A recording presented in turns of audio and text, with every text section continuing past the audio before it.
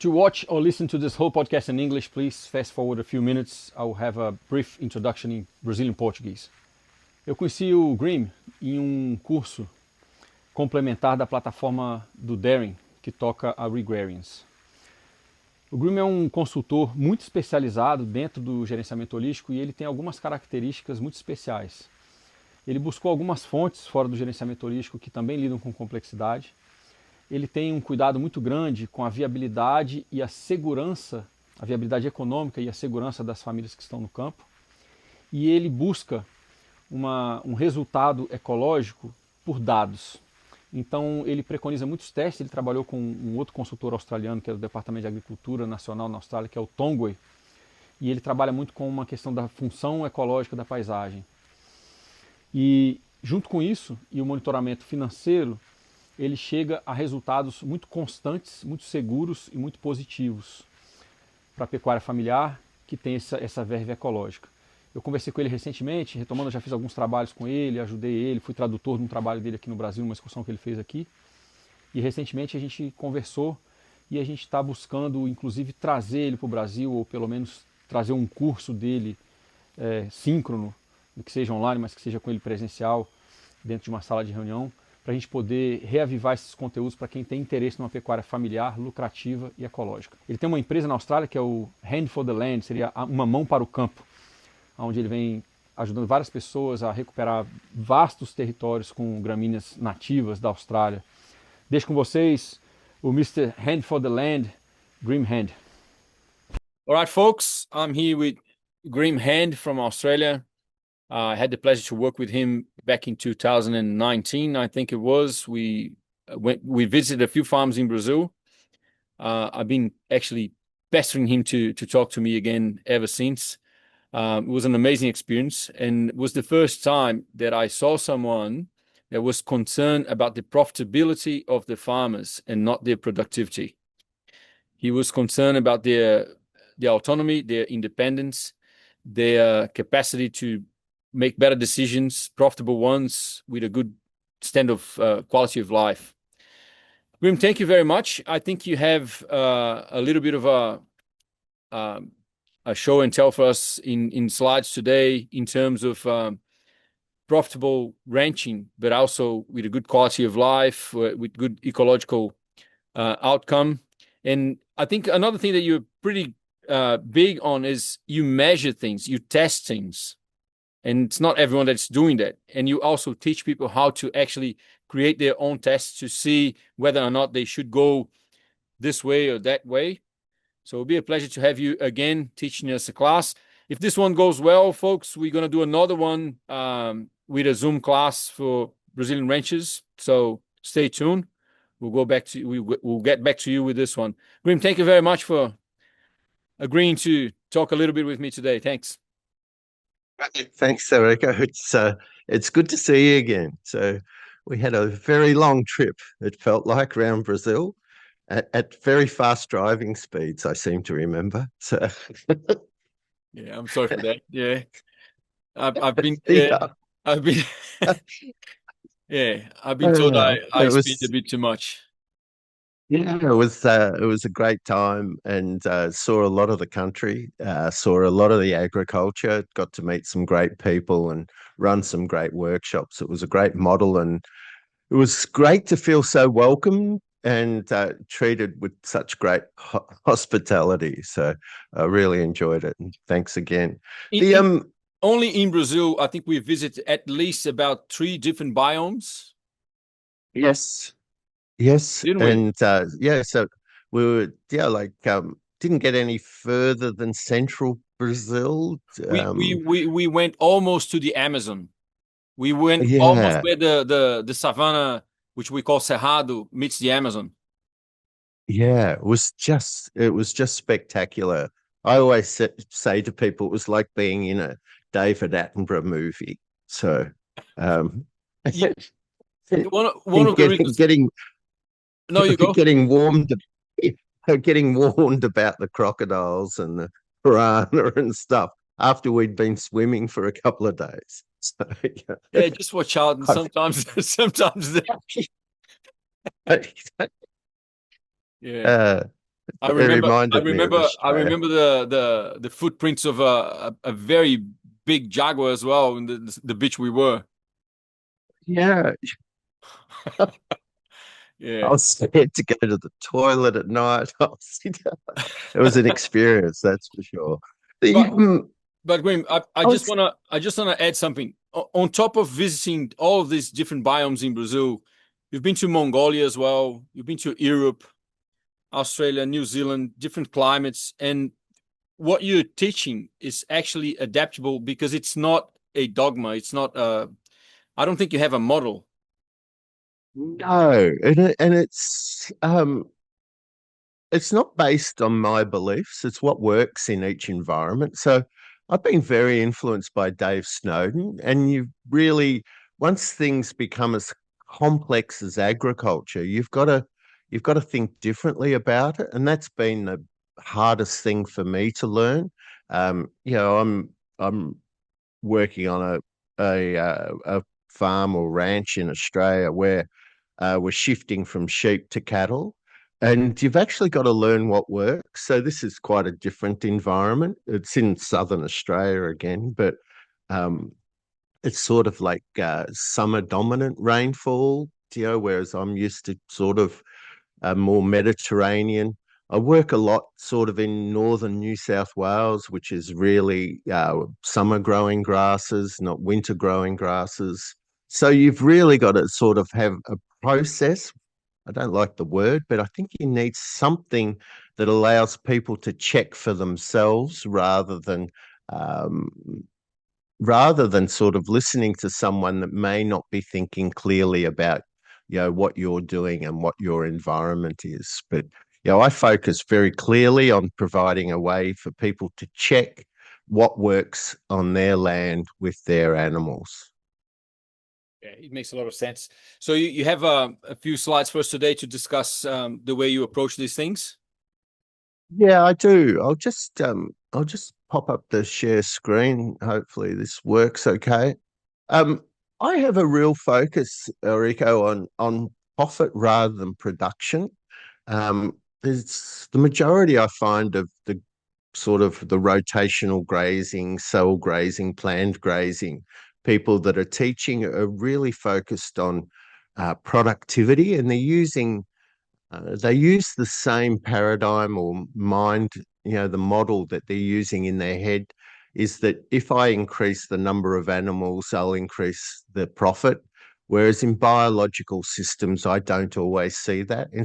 In the low rainfall environments, it's really clear that you've got to increase the number of animals, but in the high rainfall zones, around the world where people are resowing pastures and feeding and fertilizing, you might have to decrease your profit. But that's something to be De- found and not explored as decrease your well. profit, decrease your stocking.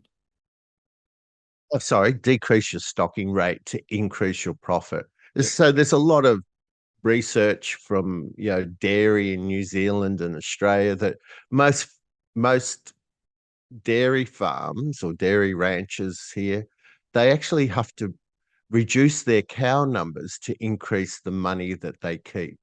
So that's a bit of a shift, and it's only based on sort of lots of practice and experience. So I'll just quickly run through a few things. I'm affiliated with the Savory Institute and Holistic Management International and some not-for-profits in my own company. Um, I'll just get this up. And I use this just to talk about sort of where people, money, and land intersect. And I try to say that people and money are nested within a land that's increasing in soil surface health. So the real insight for me with research has been that we have to change the soil surface health to increase soil health.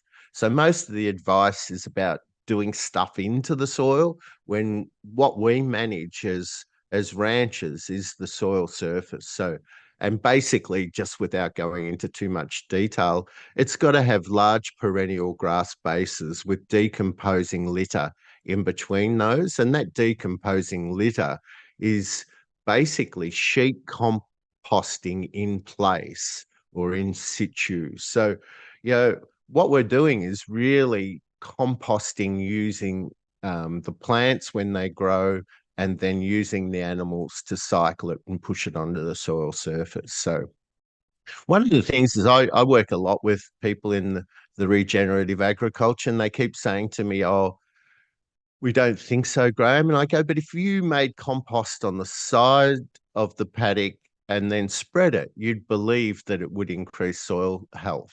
And it does, but it's not the lowest cost, lowest risk, most profitable thing to do. And I'm always trying to, how do we increase costs, inputs, and how do we increase profit money that you keep over time? So just quickly, this is sort of some of the work I do. This is with Benjamin in Somaliland in the Horn of Africa here, and just doing a safe to fail trial on this sort of country. So, you know, that's pretty universal. That look, I find, you know, if I go round the world, also into Mongolia, you just see this bare ground with a few plants everywhere. And then Benjamin, all he did was uh,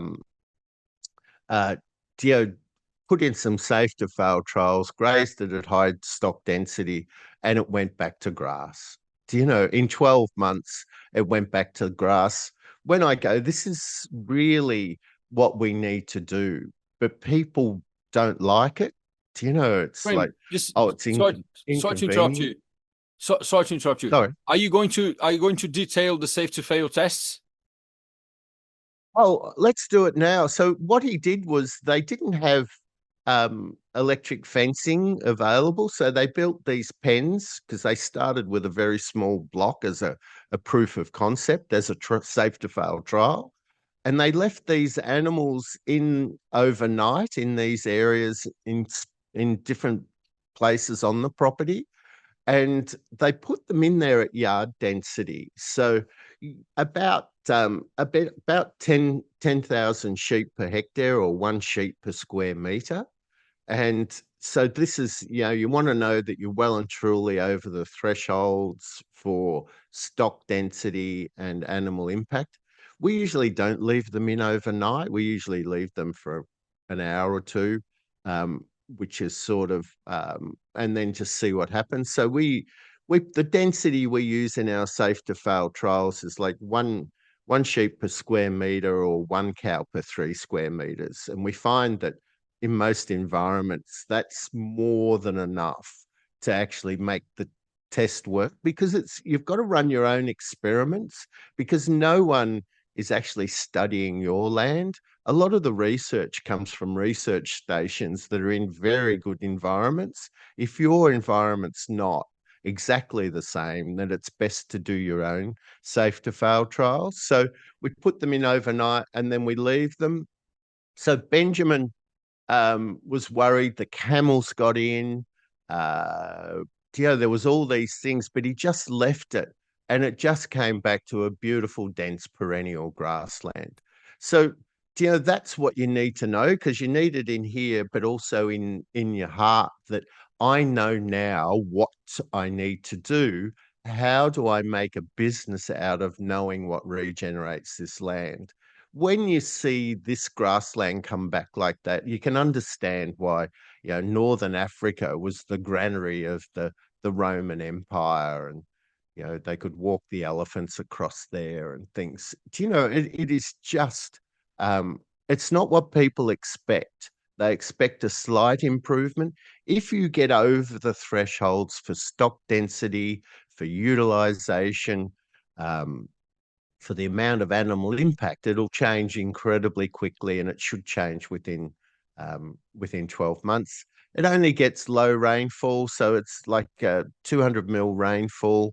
So it's harsh. Evaporation is incredibly high, but if you did this everywhere on the grasslands of the planet, you'd very quickly turn around a lot of the loss of biodiversity and other things. So I'll just skip through this. It's a bit long. This is Australian net farm income is what I call it. So this is really interesting. That the red line's rural debt, and in most countries, I see exactly the same thing happening. That I usually try not to be too flippant about it, but I say that it looks like debt's going to win. Like it's kicked away and it's going to win the race. And people get very upset for me not taking it seriously enough. But what we know is that debt's just going berserk in agriculture. I've seen the same sort of graphs for Canada, USA. I can imagine Brazil's exactly the same. Yeah. So the gross farm, which is the figure that we always quote in the media, is going pretty well. It's on a steady increase. The problem is the value to the farm, the farmers, is not keeping up, and this gap is widening. And it does have little blips and stuff like that, but at the moment it's heading down, and the forecasts are that Okay. it's going to continue to Do you head think down. do you think that's by design? Because people are the increase in indebted people losing their lands is just going berserk as well. Yeah, I'm not a big by design, Rico. These people, it's like, in Australia, we keep saying the problem is we can't borrow enough money in agriculture. And I go, I don't see that. Yeah. The problem is that it's too easy to borrow money.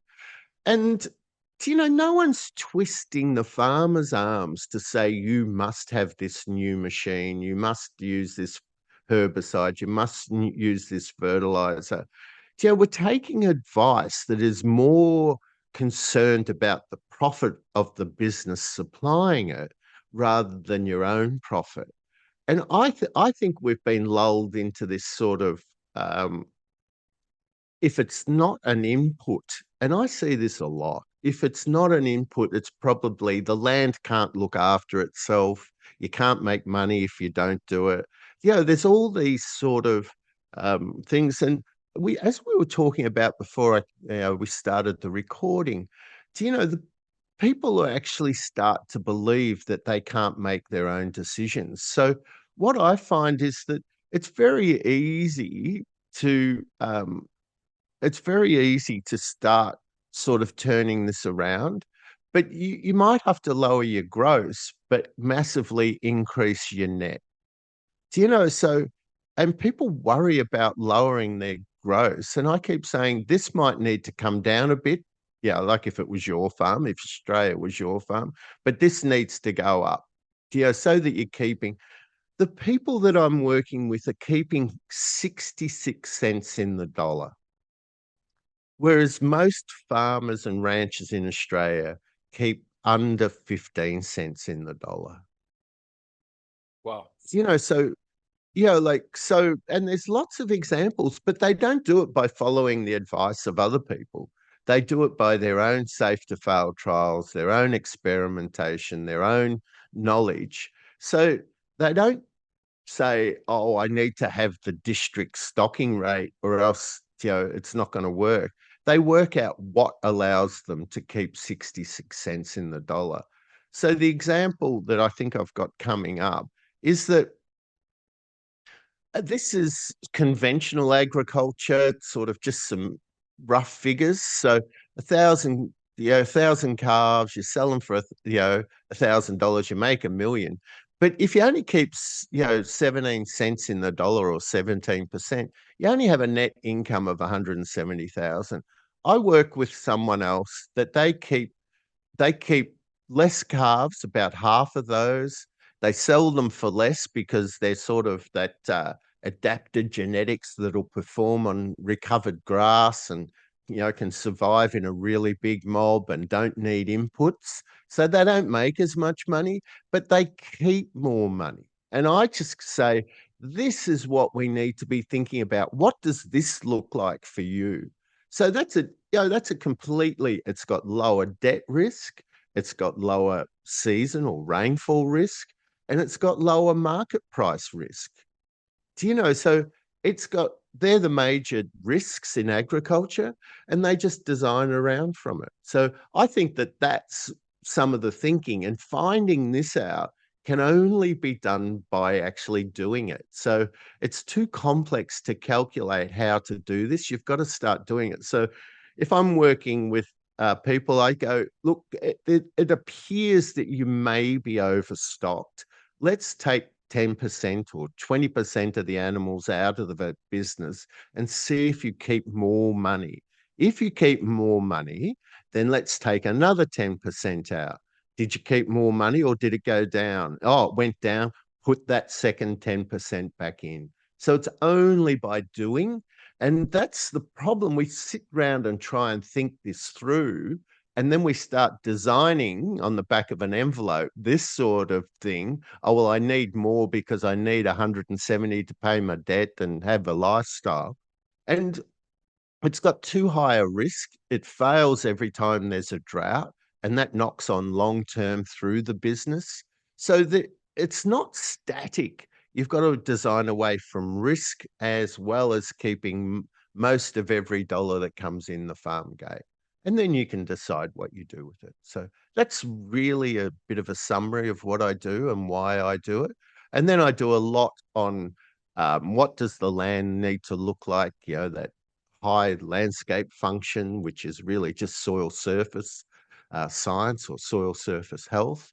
How do we always increase that so that we're increasing our land resilience, our debt resilience, our debt, drought resilience, which is a really big thing in Australia. And from what I'm picking up, it seems like it's getting a bigger problem in Brazil as well. Yeah, the Cerrado is a high rainfall area, but it's about 6 months. It rains about 1,500 mil, but the other half is very, very dry. And Yes. if the rain doesn't come back within, the expected month is enough to throw people out of their comfort zone.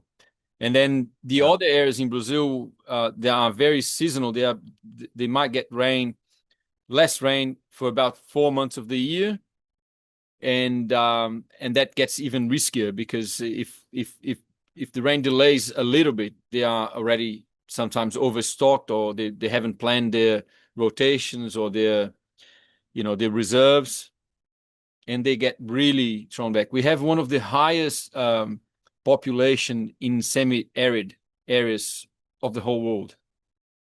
Yes.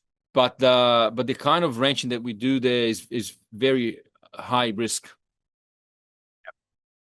I understand. And with that seasonal rainfall, one of the things is I developed a way of sort of using the long-term forecasts, your current soil moisture, and your ground cover and all those type of things into a little model that people could actually work out should they reduce their stocking rate or not before the main growing season, because you need to finish the main growing season with lots of grass to get back to the next growing season. And people would say, "Oh, I'm better to keep them." And I go, "No, you're better to sell them because you've got the money in the bank. There is no downside, but you have to have a business that allows you to adjust those numbers at the right time of the year." And a lot of the people, like the sheep breeders that we're working with, they've had to change the time of shearing. They have to change quite a few things within the business to make it work. So it doesn't work on the current model because you've got to use all those inputs and stuff. And then feeding costs too much.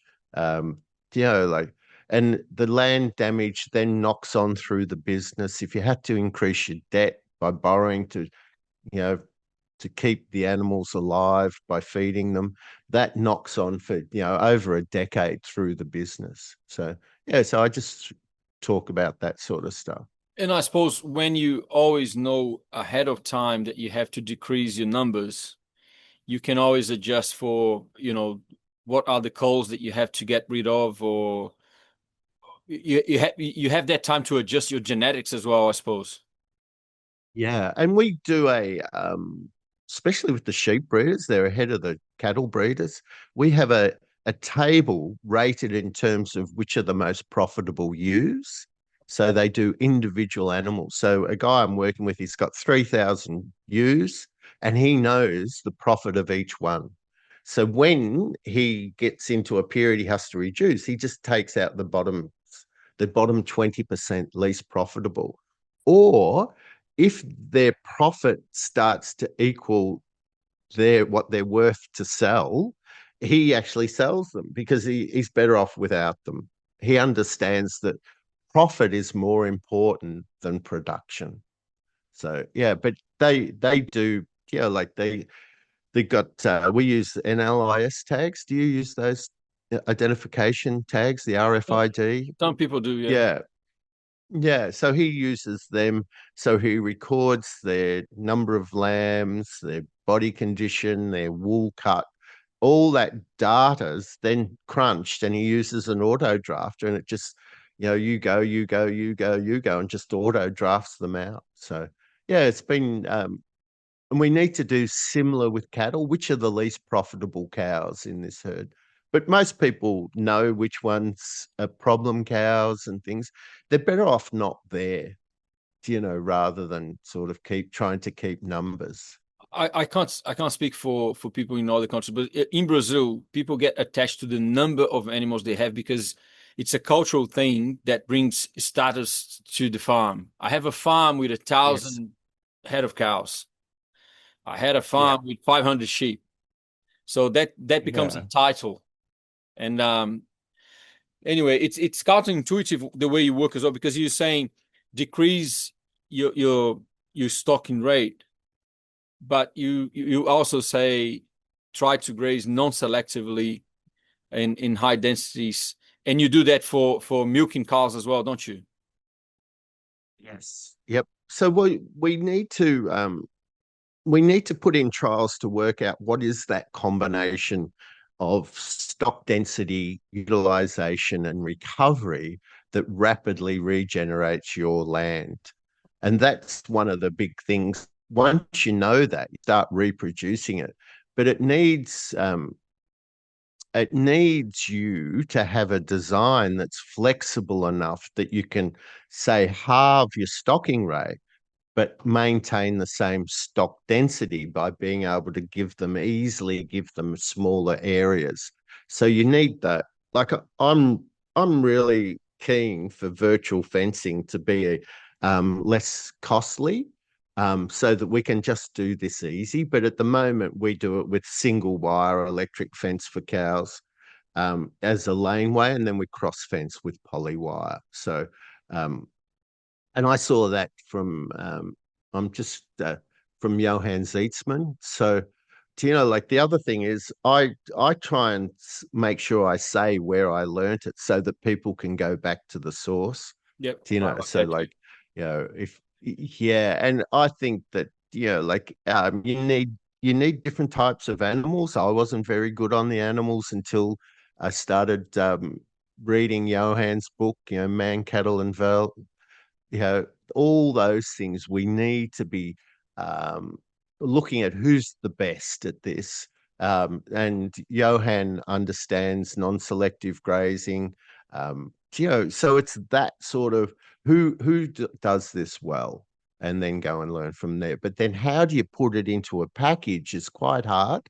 There's a lot of noise out there, and you have to start teaching yourself how to understand what's the best design for me, what's the lowest cost, lowest risk, most profitable design here. And it's got to be, a lot of our cropping people talk about variable rate fertilizers.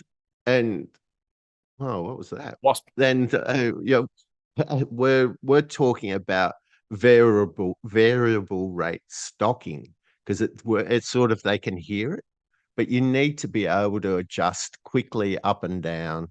Um, Usually, the animals we use you can't buy. So we're using, as Johan had recommend, we're using African genetics. We're doing all that sort of stuff to make it work. So yeah, And again, just to make a point here, usually doing the tests, doing the safe to fail practice areas, and keeping the main focus on the profitability, not the productivity. Even with dairy cows, you are going towards non-selective grazing and higher densities, Yes. not necessarily stocking rates, but higher densities. Yes. Yeah. So you can't run out of grass. Grazing only fails if you run out of grass. So that's number one. Never run out of grass. Then, how do I get animal performance? Well, you've got to get the right animals. You've got to have the right infrastructure, the water that's aerated, and can they drink it? Do you know? I go to properties that they'll have plenty of volume, but the animals, it smells or whatever. It's not aerated. It's not cool enough. Do you know all those things you have to then line up? And then you, on a daily basis, you need to be monitoring um, probably more than a daily basis to make sure that you're getting those gut fills and dung scores and drinking scores, that show you that you've got it under control. Because I actually think that when we shifted from a lot of management, I always felt like you'd wake up, you didn't know what was going to happen today. Whereas now I wake up and I feel like I've got it under control. So it increases the sleepability, as a friend of mine, Mark Gardner, would say. Yeah, you're That's not a good one. sitting there going, "Oh, what am I going to see in the morning?" You actually know what you're going to see, which is great. So, Another thing that you are, since I have studied with you and traveled with you, it makes no sense for me when people ask me how many days does this approach tells you to do. So, well, you can't say that. You need to test. And they go, "Oh, but yeah, you can't say yeah, one farm might be at few meters, but a few kilometers away, but it will be different." So yeah, in Brazil, people are asking, well, but how many days of rest you have when you have ultra high density grazing? I said, I don't know. I only know yeah. mine. You have to, Yep. but they You don't have to like do the it answer. yourself. No, and it's sort of somehow we've started to trust experts too much rather than do our own trials. Do you know, like, Yeah. experts are not complex thinkers, they're complicated thinkers. So they actually don't even understand all the interactions. So you have to be your own complexity consultant or whatever it's called, so that you're doing your trial, you've got a range of recoveries. You say, and it's you never get one answer. You're going to get a pattern that says that if I average between this many months and this many months, it's going to be okay. But then you continue to do your safe to fail trials because they will tell you whether it's okay or not. And then you can adjust on the rest of the property. They're only tiny areas. And you just keep them running. And I find that they keep you on track. They they're great at sort of teaching what works, what doesn't, what species are there. Is it going to come back or is it not? Do you know, are the Brazilian native grasses any good or not? Do you know, if they're managed well, they probably will be. Do you know? So it's that type of thinking. So, but yeah, Today a friend sent me a picture, and we were trying to identify a grass, and he's on the Cerrado. So 6 months of rain, 6 months very dry, and he actually found a C3 native grass. yeah, fantastic. Yeah, and In I a environment of C4s. yeah. Yeah, like which is like that's a really um it's very hard for the winter growing grasses, the C3s, to actually survive in that environment. It's very, we talk a lot about plant diversity and stuff like that. But it's very hard if it's a dominant summer grass in a lot of area. It's very hard to get the winters in. And in our area, that it's a very dominant winter rainfall, and it's very hard to get the summer grasses in. But when Europeans turned up in southern Australia, all these areas were summer grasslands. They were all Themata or kangaroo grass based, with all the other species in there, but they were predominantly, you would have described them as Themata grasslands. So C4 grasslands, now they're all C3. So they're now dry in summer and then they burn. Do you know, like it's sort of, there's no mysteries out there. You know, we've changed the conditions. They try and burn in summer when they were on green summer grasses. You know, they try and burn in summer on dry winter grasses. Do you know, it's just changed the whole Yeah, situation. it's going against the grain, I suppose. Would you mind talking a little bit about non-selectivity and the tests you have run? Because I remember when you're teaching, you made some tests, and you had like a paddock that was a circle, another one that was a triangle, another one that was a square, and you just managed densities, and you had different Yes. grasses and plants coming back, and people couldn't understand that. And I find that people need to understand why non-selective grazing brings more diversity. It's another counterintuitive one for most people. Yeah, it is. And the mechanism is poorly understood, but you can demonstrate it every time. So when I started ranching, all I wanted to do was get rid of thistles. And like as a 4B thing. So it was very I The was going to say British in very you white. couldn't handle the thistles in the Yeah, paddock. I didn't like them. And so I started, and everyone that didn't have thistles, I'd go and talk to them, the dairy farmers. I just found the whole area was the so this is where I came into sort of training in agriculture. All I thought, I've got a lot of problems here. I had animal health and red-legged earth mite and you know, foot problems, mastitis. Yeah, it was just a long list. And I thought, I'll just focus on one thing, get rid of the thistles. Um, so I studied and read, and I'd done all the proper herbicide MCPA at the rosette stage. And previously I'd sort of worked as a scientist, so I did it like a scientist. And what I found was that it was actually the way you graze. So when you're in the paddock, you've got to do a deep muscle massage to germinate the perennial grasses. So you need enough stock density. You need to really get in there and do that. Most of our management is like a chafe. Do you use that language? I Mm, don't know. So yeah. we rub the skin off by just light rubbing, Mm, whereas you need a really, but you can't do deep muscle massage every day, all day. Then you need to recover from that. And then those grasses, and mainly below ground competition with the roots, created the conditions that the thistles wouldn't germinate and establish. So you replace the thistles with healthy, strong perennial grasses. So that's the approach. So rather than focusing on killing that one, you grow what you do want. It's sort of got a yeah. lot of other analogies. And that was when I tried to demonstrate by putting them in circles and S shapes. And I had the research scientists come out because I was working at the time in research. And I said, come and have a look at this, because I thought they're going to say, oh, this is just fantastic. Because I thought what it was saying was I can make the thistles talk. I can put them in shapes. I can put them there. I can take them away. I know everything about thistles was what I thought. And they just thought I was crazy because I'd put the thistles back or I'd put them in shapes and did all that. But once you know that it's your management, there's nowhere to run and nowhere to hide, you know that, okay, I'm creating these conditions that favor that plant. How do I move away from it? And how do I increase my profit and my, well-being of my family and profit at the same time?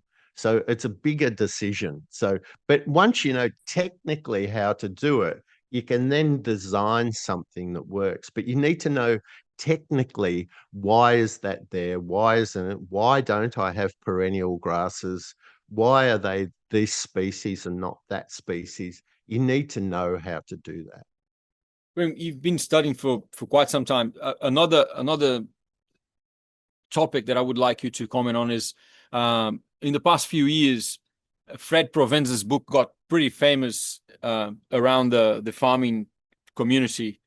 nourishment. Yes. And he talks. He's one of the proponents of the mineral buffet. The what's the name of it? They have it in English. They have it in the US. Is the free choice minerals. Yes. Yep. Yeah. Now, I no, you go. Yeah, I know Fred, and he came out and presented at a conference I organised for the Native Grass Association in Australia. I really like Fred. He's the most lovely man that you could ever meet.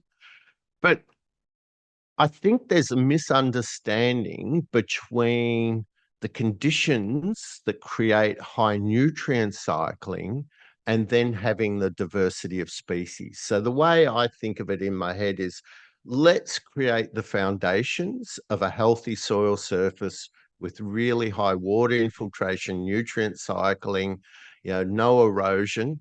Now that we've got the foundations, we can build some diversity on that, or it will emerge.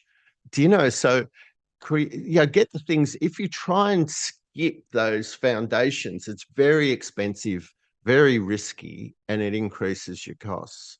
So I think there's this whole thing. So, and the other thing, letting animals choose like that results in eventually the loss of the higher successional species, especially in the seasonal environments like yours, some of your areas, 6 months growing, 6 months not. So, so you lose those higher successional perennial grasses, which provide the health and stability. You know, Alan Williams was on a recent YouTube, and he was saying that they actually have found that those perennial grasses will deal with compaction better than a lot of the tap-rooted plants, because that's what they do. So that's what we've found. The fibrous rooted plants, the higher successional perennial grasses are better for soil health. I always say they don't have a Y chromosome because they actually are more concerned with everyone else rather than just looking after themselves. Whereas a lot of the annuals and the taproots are trying to create the conditions that suit them. They increase soil health, and then combining that with that sheet composting, that decomposing litter, the whole starts to get better. So we just need to know where to look and what to look at and what to correct. But that's where I wanted your comments on, because there's a false dichotomy that people say if you run your animals in higher densities in a non-selective regime, they won't be able to find the plants that they need. And I think that's a false dichotomy. Yes, I think it is. It could be initially, but if you're managing them for, for gut fills, dung scores, drinking scores, all those monitoring things, what you find is that you'll actually adjust your management to make sure. We don't find that. So we have like a monoculture of mixed perennial grasses, and that's fine. It's like sort of, arguing about human diets. Like if you don't have this plant, you won't have enough fiber. Some people do very well as just on all meat. Some people do very well just on all carbs, and a lot do in the middle. But there's no evidence supporting a lot of our beliefs. So I see that whole, you've got to have this varied diet, highly diverse plant diet for animal health. I don't see that in practice. And what we find is that where people have high soil surface health, they also have high nutrient density and all the other work that, Understanding Ag and Gabe Brown and stuff are doing. So I think that we need to just focus on that foundation, and then build that diversity on top of that. There's nothing wrong with it. It's just not the first thing to start with. And I don't think we're very good at understanding what's the lowest, where I am now, what's the lowest cost, lowest risk, most profitable thing to do. So with some people that I work with, the lowest cost, most profitable, easiest is to reduce their stocking rate first. Not to put in strips and do waters and change phenotypes and do all that. lower their stocking rates so that they stop failing as frequently on having to feed and high input costs and having, disease and pest outbreaks and stuff. And then we've got some, get the water down so they can see. Yeah. And then they're keeping more money. They're then open to, well, what else would you do? Well, then I'd do safe to fail trials, work out how does your land respond? What's the combinations that work for you? Then we'd start testing, well, let's put in some trial infrastructure laneways, see if that works. Okay, did you like that? Do the animals perform? Now let's go further. So it's a staged approach. And also, if you want to bring back diversity before the soil is ready, you will waste a lot of inputs. It just won't work. Yeah, there's a lot of failed. When I worked in Mongolia, they were trying to put trees in, and the trees died every winter. And there was, it was a grassland. Okay, why not just make it a highly functioning grassland? And so in those areas that were grasslands, the steppes, the prairies, the savannas, they were all the lungs of the earth. So it's really interesting. In my mind, about 50% of Brazil was, a grassy woodland, or a grassland. And they were the lungs there. It's like as if the only species that can, you know, use CO2 and emit oxygen of trees. And I go, I think grass is photosynthesized as well, So it's just we've got a little bit too far one way and not the other. So if it's healthy, there's some areas that are as healthy as forests.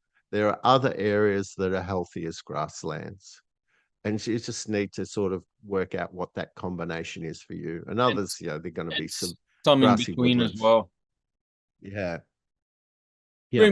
I think very good. Yeah, we had a good chat. My proposal to you is that we bring some friends from Brazil to a class in which we can have simultaneous translation so that Brazilians can actually learn more from you. I would be very pleased to do that because I've learned a lot from you. It's been you have been very very kind with your time and also always helping me with my questions and my sheep quest. I'm getting there. Fantastic. Yeah, so I'll bring some people and we'll do it again soon. Yeah, that'd be great. Really good. Thank you very much, mister. Appreciate it. Thanks, Ulrika. Talk soon.